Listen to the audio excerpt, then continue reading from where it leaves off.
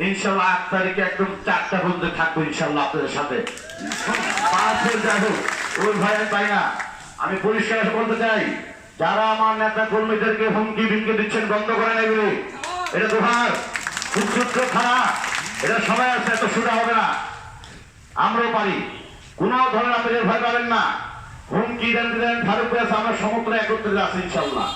আর কথায় কথায় খালি আমার শ্রদ্ধ সংসদ সদস্য সালমান ইব্রাহিম নাম কাছেন, উনি সবার, উনি দোহারের, উনি দোহারের গর্ব, ওনার কথা বলবেন কেন? ওনার না কথা বলবো না আমরা, উনি অনেক উপরে, আমাদের অনেক উঠে।